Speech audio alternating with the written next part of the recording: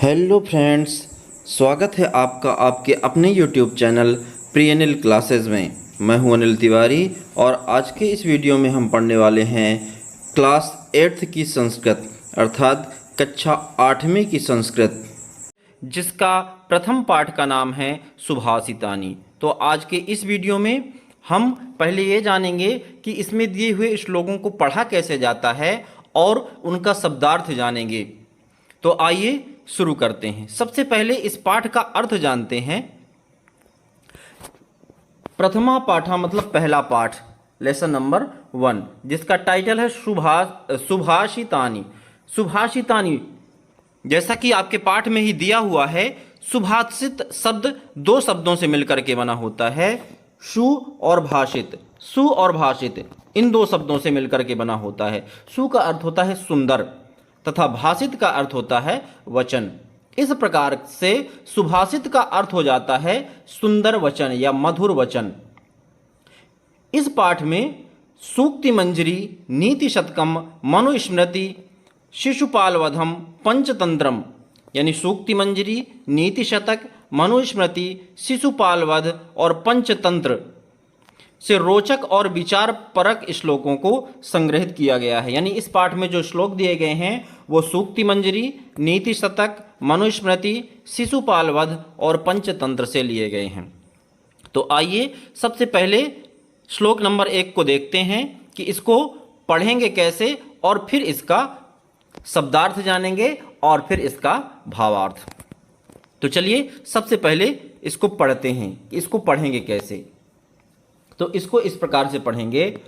गुणा गुणज्ञे सुगुणा भवन्ति ते निर्गुणं प्राप्य भवन्ति दोषाः सुस्वादुतो याः प्रभवन्ति नद्यः समुद्रमासाद्य भवन्त्यपेयाः। अब इनका शब्दार्थ जानेंगे। तो देखिए सबसे पहली लाइन है गुणा गुणज्ञेषु गुणा भवन्ति। गुणा, गुणा का अर्थ होता है बहुत सारे गुण, और गुणज्ञेषु, गुणज्ञेषु का अर्थ होता है गुणियों में यानी प्रतिभाशालियों में। गुणा का अर्थ वही हो जाएगा बहुत सारे गुण, और भवन्ति मतलब होते हैं। गुणा गुणज्ञेषु गुणा भवन्ति, इस लाइन का अर्थ आ गया समझ में। चलिए, ते निर्गुणम प्राप्य भवन्ति दोषा।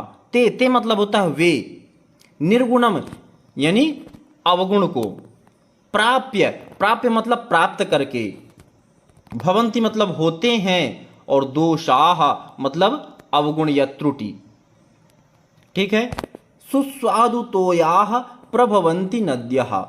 सुस्वादु तोयाः, सुस्वादु मतलब स्वादिष्ट और तोयाह मतलब जल, तो सुस्वादु तोयाह का मतलब हो जाएगा स्वादिष्ट जल वाली। प्रभवंती, प्रभवंती का मतलब हो जाएगा प्रवाहित होने वाली, यानी निकलती है, जहां से निकलती है। और नद्यः मतलब नदी। और समुद्र मासाद्य क्या है? समुद्र मासाद्य भवन्त पेयाः। समुद्र मासाद्य, समुद्रम प्लस आसाद्य, इसका जब विच्छेद करेंगे तो हो जाएगा समुद्रम। समुद्रम मीन समुद्र, और आसाद्य मतलब समुद्र से मिल करके या पहुंच करके।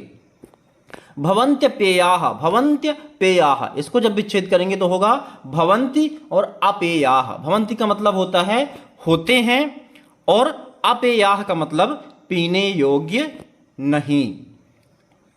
तो आइए अब इस पूरे का अर्थ जान लेते हैं। गुणा गुणज्ञेषु गुणा भवन्ति ते निर्गुणं प्राप्य भवन्ति दोषाः सुस्वादुतोयाः प्रभवन्ति नद्यः समुद्रमासाद्य भवन्त्य पेयाः। अर्थात प्रतिभाशाली व्यक्तियों में गुण ही गुण होते हैं, वे निर्गुण को प्राप्त करके अवगुण बन जाते हैं। नदियाँ स्वादिष्ट जल वाली निकलती हैं, लेकिन समुद्र में मिल करके वही स्वादिष्ट जल वाली नदियां अपेय हो जाती हैं। आगे अर्थ समझ में। जो प्रतिभाशाली व्यक्तियों में क्या होता है, गुण ही गुण होते हैं, लेकिन वे किसी निर्गुण को प्राप्त करके जिसके पास अवगुण है उसको अगर मिल जाए, उससे संगति कर लें तो उनमें भी अवगुण आ जाते हैं, वो भी अवगुणी बन जाते हैं। ठीक उसी प्रकार से जैसे नदियां जहां से निकलती हैं तो स्वादिष्ट जल वाली होती हैं, लेकिन जब वो समुद्र में मिल जाती हैं तो वो पीने लायक नहीं रह जाती हैं, खारी हो जाती हैं। आ गया समझ में? चलिए अब चलते हैं नेक्स्ट श्लोक में। दूसरा श्लोक है, सबसे पहले देखते हैं इसको पढ़ेंगे कैसे। तो इसको इस प्रकार से पढ़ेंगे, साहित्य संगीत कला विहीनः साक्षात् पशुः पुच्छ विषाणहीनः तृणं न खादन्नपि जीवमानः तद्भागधेयं परमं पशूनाम्। आइए अब इसका शब्दार्थ जानते हैं। साहित्य संगीत कला विहीना, साहित्य मतलब रचना जिसमें होती है, रचनाएं करते हैं, जैसे कविता, कहानी, नाटक, उपन्यास आदि, ये जो है ये सब साहित्य के अंतर्गत आता है, लिटरेचर के अंतर्गत आता है। संगीत जिसे सुर, म्यूजिक जिसको हम बोलते हैं। कला, कला मतलब आर्ट, कौशल। और विहीना, विहीना का मतलब होगा कि उससे रहित है, जिसके पास नहीं है। साक्षात पशु, साक्षात मतलब होता है प्रत्यक्ष रूप से, और पशु मतलब जानवर, एनिमल। पुच्छ विषाण हीना, पुच्छ विषाण हीना, पुच्छ मतलब होती है पूंछ, विषाण मतलब सींग, विषाण को क्या बोलते हैं, सींग, और हीना मतलब रहित यानी न होना। तृणम न खादन न पिजीवमाना, तृणम, तृण कहलाती है घास, ग्रास जिसको बोलते हैं। खादन न पी, इसका जब विच्छेद करेंगे तो क्या हो जाएगा, खादन धन अपि। खादन मतलब होता है खाता हुआ, और अपि, अपि मतलब होता है भी। ठीक है, तो खादन नपि का अर्थ क्या हो जाएगा, खाता हुआ भी। जीवमानः, जीवमानः मतलब हो जाएगा जिंदा है। ठीक है, तद भागधेयम परमम पशूनाम, तद भागधेयम, तद भागधेयम, तद मतलब होता है वह, और भागधेयम का मतलब होता है भाग्य, लक जिसको हम बोलते हैं। परमम पशुनाम, परमम का मतलब होता है अल्टीमेट, अंतिम, और पशुनाम मतलब जानवरों का। ठीक है, तो आइए अब इसका, इस पूरे श्लोक का अर्थ जान लेते हैं।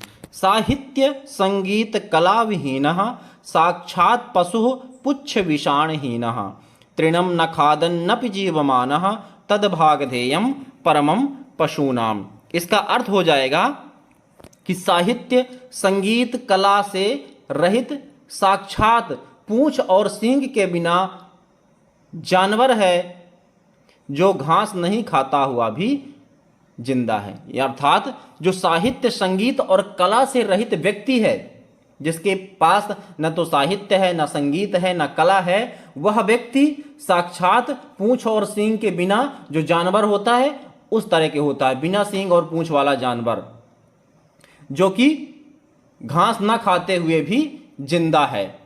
यह उन पशुओं का महान भाग्य है। तद्भागधेयम परमम पशूनाम, यह उन पशुओं का महान भाग्य है। अर्थात साहित्य संगीत और कला से रहित मनुष्य पशु के समान है, जो घास भी नहीं खाता है, जिससे उन असली पशुओं का चारा कम से कम बच तो जाता है। यह उनके लिए सौभाग्य की बात है। किसके लिए? पशुओं के लिए। ऐसा मनुष्य जो ना तो संगीत जानता है, ना साहित्य जानता है, ना कला जानता है, वह कैसा है? बिना सींग और पूंछ वाले जानवर के समान है। ठीक है, जो कम से कम घास नहीं खाता है, तो वह घास जानवरों के लिए बच जाती है, तो जानवरों के लिए सौभाग्य की बात है। आ गया समझ में? चलिए अब देखते हैं अगला श्लोक। सबसे पहले देखते हैं इसको पढ़ेंगे कैसे। लुब्धस्य नश्यति यशः पिशुनस्य मैत्री नष्टक्रियस्य कुलमर्थपरस्य धर्मः विद्याफलं व्यसनिनः कृपणस्य सौख्यं राज्यं प्रमत्त सचिवस्य नराधिपस्य।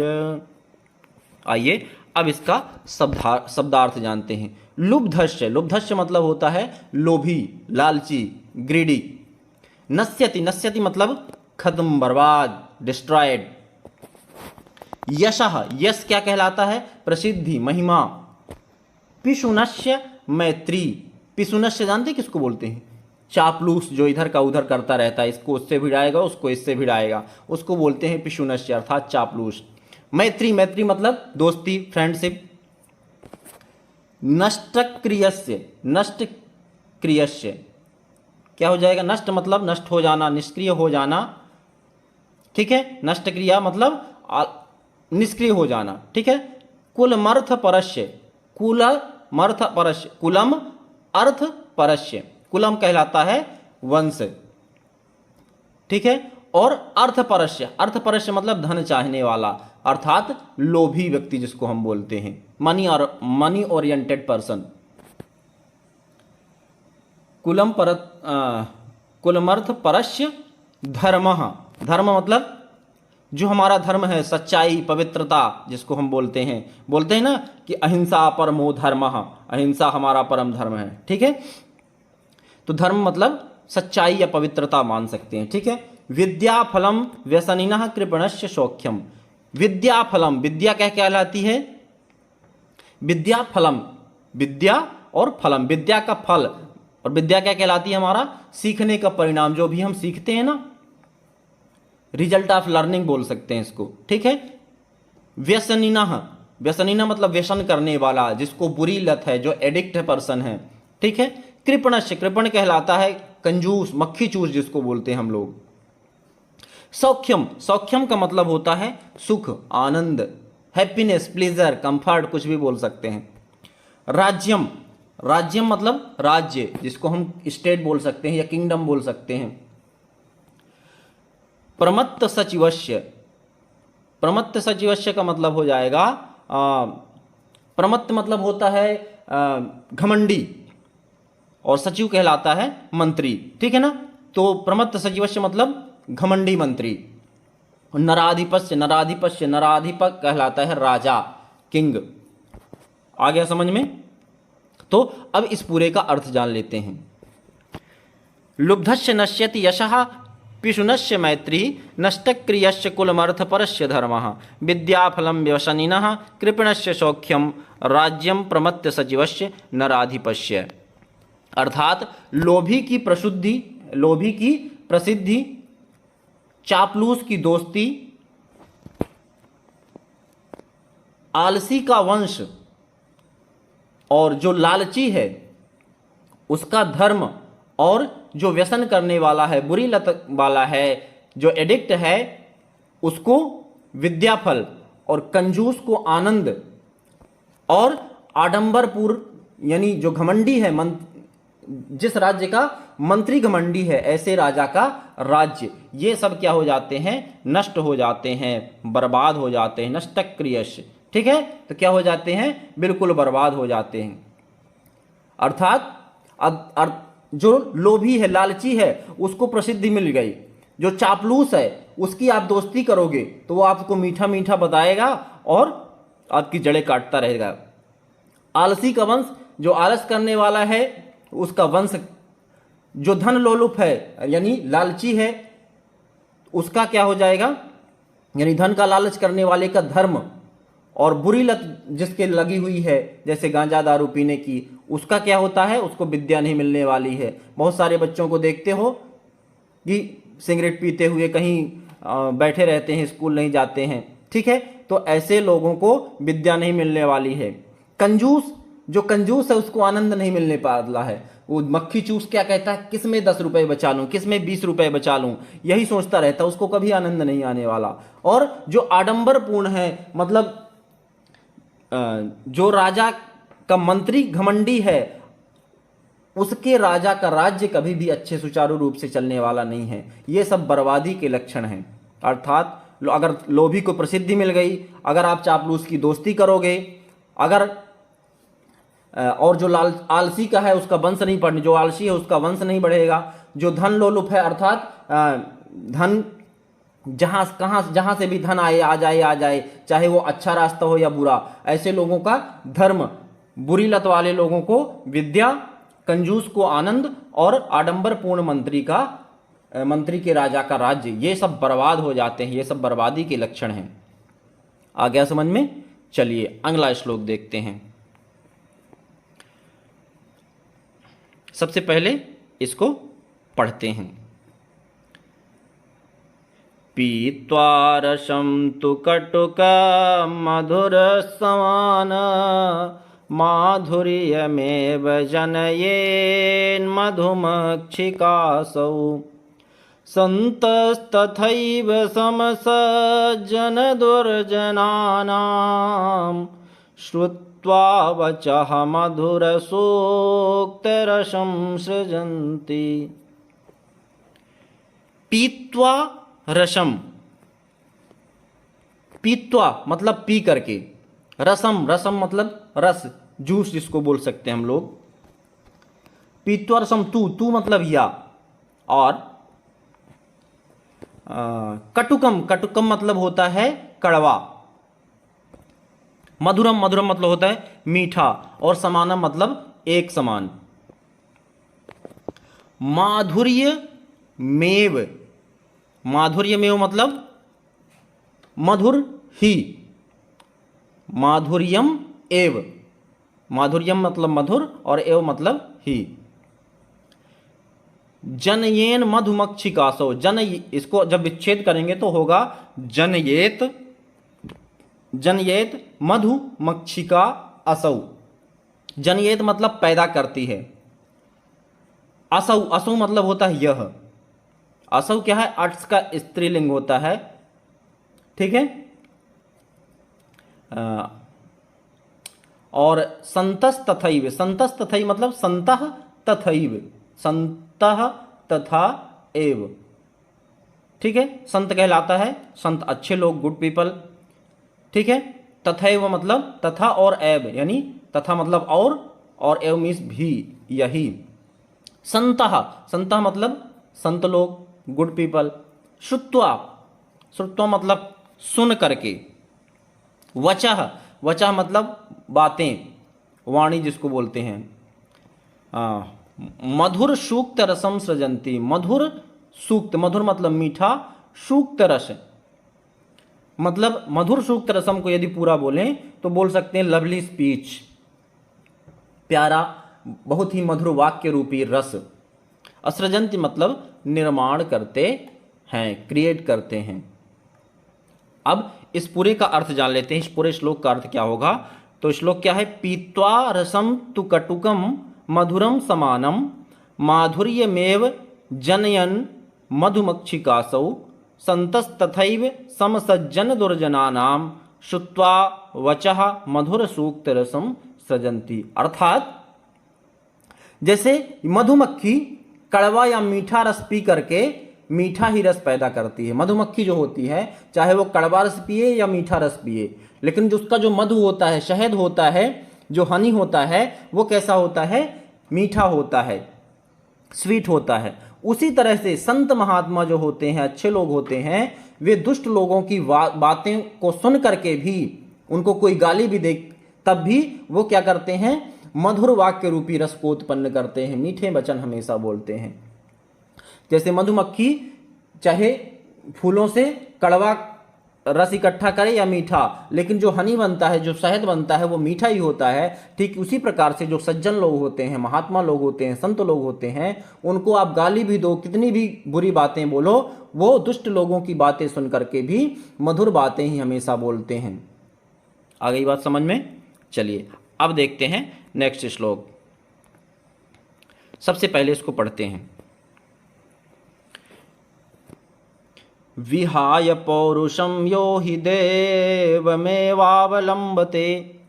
विहाय पौरुषम यो हि दैवमेवावलंबते प्रासाद सिंहवत्तस्य मूर्ध्नि तिष्ठन्ति वायसाः।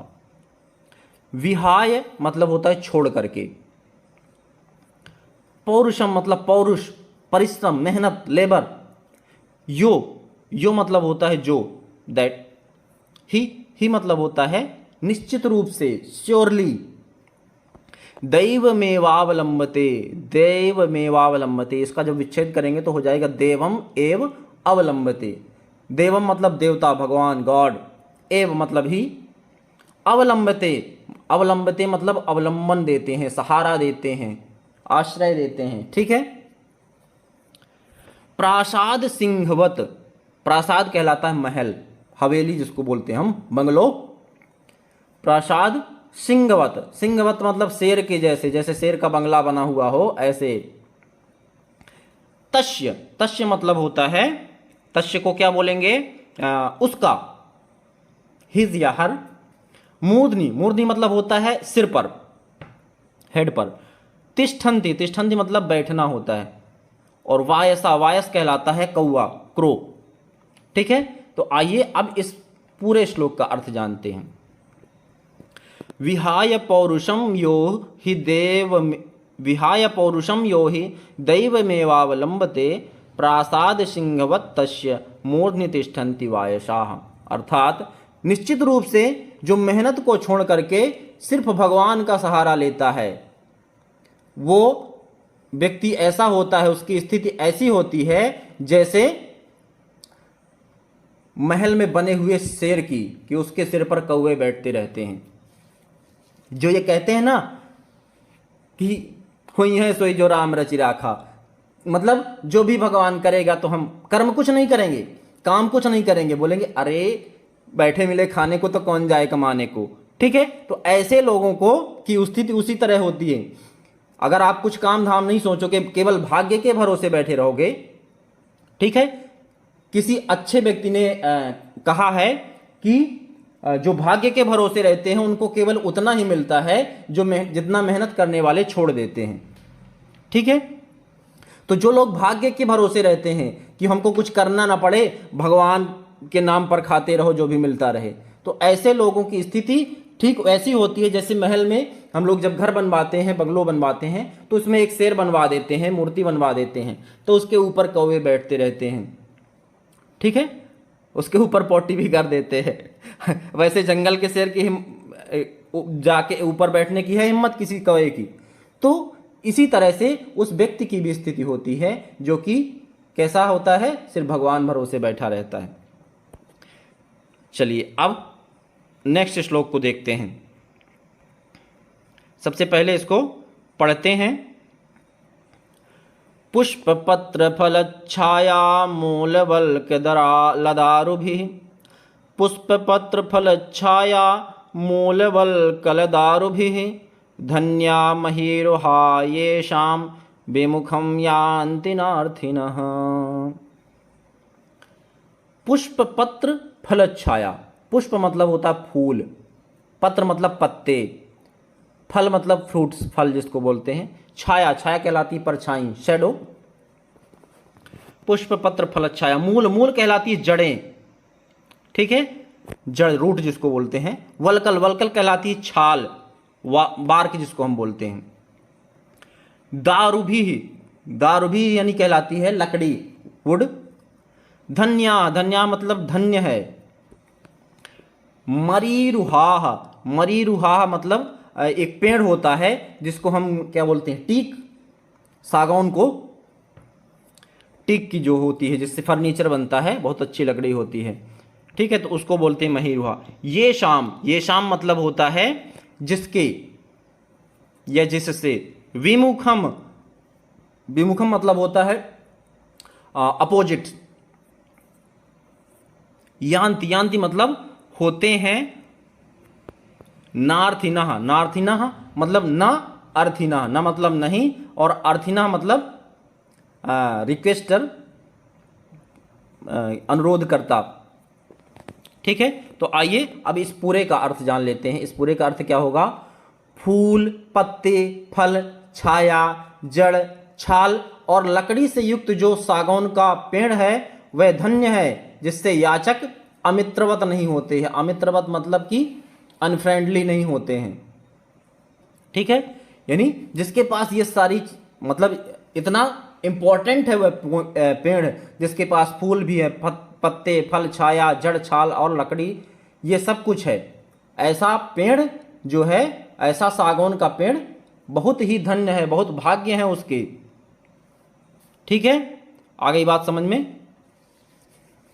वैसे ज़्यादातर जो सागौन का पेड़ है उसका यूज किसके लिए, उसकी लकड़ी का यूज करते हैं किसके लिए, फर्नीचर बनाने के लिए। लेकिन अगर उस पेड़ में ये सारी चीजें हैं, फूल, पत्ते, फल, छाया, जड़, छाल और लकड़ी, तो वह पेड़ बहुत ही भाग्यशाली होगा।